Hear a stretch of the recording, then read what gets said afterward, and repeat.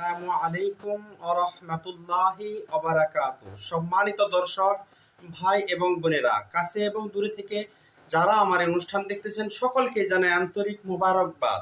আজকে আমি আলোচনা করব, স্বপ্নে যদি কোনো পুরুষের স্বপ্নদোষ হয় বা বীর্যপাত হয় তাহলে এর কি ব্যাখ্যা, আর স্বপ্নের ব্যাখ্যার ইমামগণ উল্লেখ করেছেন। এবং কি মহিলাদের দাড়ি যদি কেউ দেখতে পায়, কোনো মহিলার স্বপ্নে দেখলো যে দাড়ি হয়েছে, এই স্বপ্নের ব্যাখ্যার ইসলামের ইমামগণ কি উল্লেখ করেছেন, আল্লামা মোহাম্মদ ইবনে সিরিন রহমাতুল্লাহি আলাইহি কি উল্লেখ করেছেন, আসুন আমরা জেনে নিব এই ভিডিওর মাধ্যমে। এটা মিস করলে অনেক বড় কিছু মিস করে যাবেন। স্বপ্নে যদি কোনো পুরুষ নিজের স্বপ্নদোষ হতে দেখে অথবা স্বপ্নে বীর্যপাত হতে দেখলো এবং বীর্যপাতের কারণে সে অপবিত্র দেখলো, বুঝতে হবে তার বিপদ হবে। স্বপ্নে বীর্যপাত হয়েছে, তার দ্বারা বীর্যপাত দ্বারা সে অপবিত্র হয়েছে। এই অপবিত্র অবস্থায় নিজেকে যদি কোনো পুরুষ দেখতে পায় স্বপ্নে, তাহলে বুঝতে হবে তার সামনে বিপদ আসতে চলেছে, তার সতর্ক হওয়া দরকার। তার জীবনে বড় কোনো বা ছোট কোনো বিপদ আসতে পারে, তার ইঙ্গিত এই স্বপ্ন দোষের কারণে যে অপবিত্র হয়েছে, অপবিত্র অবস্থায় স্বপ্নে দেখেছে, এটার কারণে বুঝতে হবে তার বিপদ আসতে চলেছে, তার সতর্কবার্তা।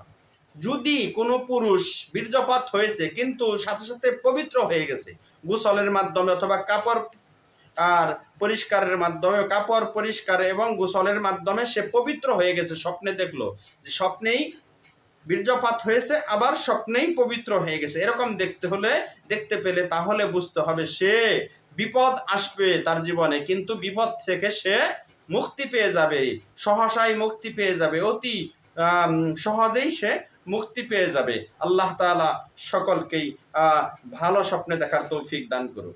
যদি কোনো পুরুষ বা মহিলা কোনো স্ত্রী লোককে দেখতে পায় এমন অবস্থায় যে স্ত্রী লোকের মুখের মধ্যে দাড়ি দেখতে পেয়েছে, যে দাড়ি পুরুষের মুখে, এই দাড়ি স্বপ্নে দেখলো কোনো স্ত্রী লোকের মুখে, যদি কোনো স্ত্রী লোকের মুখে দেখতে পায় তাহলে বুঝতে হবে ওই মহিলা যার মুখে দাড়ি দেখতে পেয়েছে, স্বপ্নের ব্যাখ্যার ইমামগণ উল্লেখ করেন যে তার কখনো বাচ্চা হবে না। অথবা যে স্বপ্নে দেখেছে সে যদি মহিলা হয় তাহলে তারও বাচ্চা না হওয়ার আশঙ্কা রয়েছে। আর যদি সন্তান আগে থেকেই থাকে, যে মহিলার দাড়ি দেখেছে সেই মহিলার সন্তান আগে থেকেই আছে, তাহলে সন্তান থাকলে তার সেই সন্তান পরিবারের জন্য বিপদ ডেকে আনবে, বিপজ্জনক হবে এবং সেই সন্তান দ্বারা সে ক্ষতিগ্রস্ত হবে, সেই সন্তান তাকে বিভিন্ন প্রকারের বিপদে ফেলবে, তার ইঙ্গিত উল্লেখ করেছেন স্বপ্নের ব্যাখ্যার ইমামগণ। এজন্য আমরা যদি এই ধরনের অপ্রীতিকর কোনো স্বপ্ন দেখে থাকি, আমরা সবসময় 2 রাকাত নামাজ পড়ে আল্লাহ তাআলার কাছে দোয়া করব। নিশ্চয়ই আল্লাহ তাআলা আমাদেরকে সমস্ত সব বিপদ আপদ থেকে রক্ষা করনেওয়ালা, তিনি একমাত্র উদ্ধারকারী আমাদের সকলকেই। আমরা তার কাছে দোয়া করব। পরিশেষে ভিডিওটি যদি আপনাদের ভালো লেগে থাকে, অনুগ্রহ করে আমার এই ছোট্ট ইসলামিক চ্যানেলটি সাবস্ক্রাইব করুন, সাথে থাকা বেল আইকন বাজিয়ে দিন, একটা লাইক, একটা শেয়ার দিয়ে দিন এবং